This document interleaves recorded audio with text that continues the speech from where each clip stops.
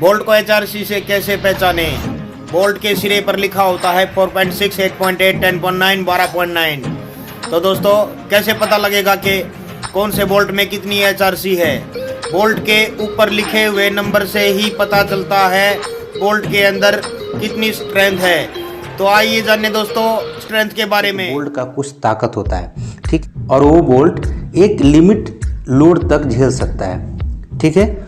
और इसमें जो लिखा हुआ है 4.6, 5.6 और 10.9, ये बोल्ट का ग्रेड होता है जो कि ISO सर्टिफाइड होता है। बहुत जगह आपने देखा होगा, जैसे कि स्क्रीन पर आप देख रहे होंगे कि ISO सर्टिफाइड।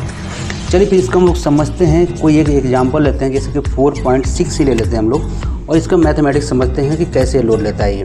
अब इसे हम लोग हटा लेते हैं और यहाँ से हम लोग अब कैलकुलेशन समझने वाले हैं। तो यहाँ पर हम एग्जांपल के तौर पर ले लेते हैं 4.6 ग्रेड का है। हर एक बोल्ट के अंदर दो स्ट्रेंथ होता है। फर्स्ट जो होता है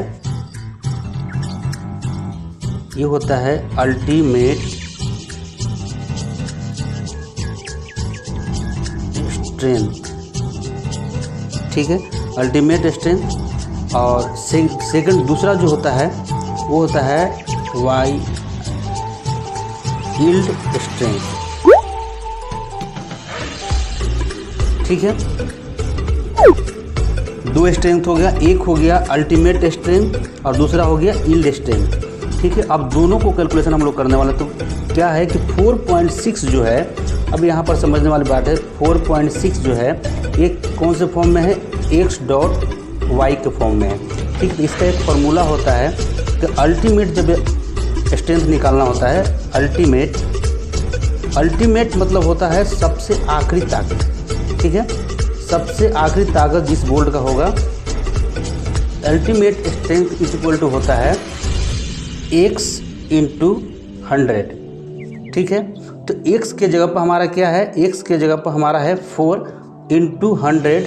जब इसे कैलकुलेशन करेंगे तो ये क्या निकल के आएगा, 400 न्यूटन प्रति mm², या फिर इसे हम लिख सकते हैं MPa यानी कि मेगा पास्कल।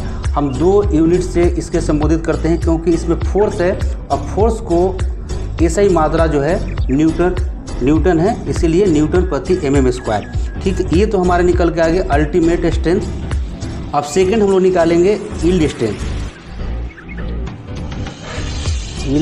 तो यील्ड स्ट्रेंथ जब निकालेंगे यहाँ पर, तो उसका क्या फार्मूला है कि अल्टीमेट स्ट्रेंथ इनटू करेंगे और यहाँ पर .y कर देंगे, ठीक है। तो अल्टीमेट स्ट्रेंथ हमारा कितना निकल के आया था, ये निकल के आया था 400, यानी कि 400 × y के जगह पर हमारा क्या है 0.6।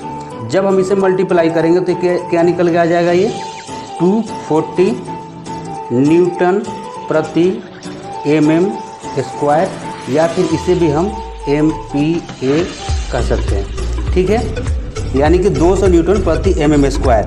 अब इससे क्या मालूम आपको चल गया कि ये जो 4.6 ग्रेड का जो बोल्ट है उसका आखिरी जो ताकत है वो है 400 न्यूटन प्रति mm², और जो इसका जो टूटने का यील्ड स्ट्रेंथ यानी कि होता है जहाँ पर ये लचीला होता है, यानी कि ये जहाँ पर ये बैंड हो जाता है, तो वो हमारा है 240 न्यूटन प्रति mm²। अब इसे हम एक और दूसरे ढंग से समझते हैं इसको, इसे थोड़ा समझने में आपको दिक्कत हो। अब यहाँ पर हम एक और ले लेते हैं, जैसे हमारे पास एक और बोल्ट था 10.9 ग्रेड का।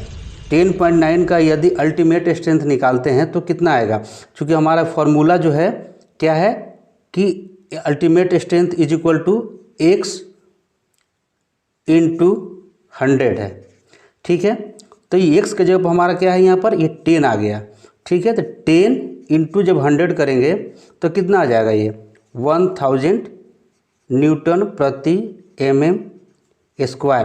इससे आपको एक चीज़ समझ जाना चाहिए कि जैसे जैसे हमारा बोल्ट का जो ग्रेड बढ़ रहा है वैसे वैसे उसका ताकत बढ़ता जा रहा है, यानी कि 4.6 है और उसके जगह पर हम 10.9 अगर यूज करते हैं तो उससे बहुत ज़्यादा इसका ताकत है। एक कैलकुलेशन से भी आपको समझ में आ रहा है कि यहाँ पर ये जो है 4.6 वाला जो बोल्ट था वो 400 ही न्यूटन प्रति mm² लोड उठा सकता है, और जो कि 10.9 वाला है वो है 1000 लोड उठा सकता है। तो अब आपको क्लियर हो गया है साफ साफ कि जैसे जैसे बोल्ट का ग्रेड यानी कि 4.6 5.6 ये ग्रेड है, जैसे जैसे ग्रेड बढ़ेंगे वैसे वैसे बोल्ट का ताकत भी बढ़ता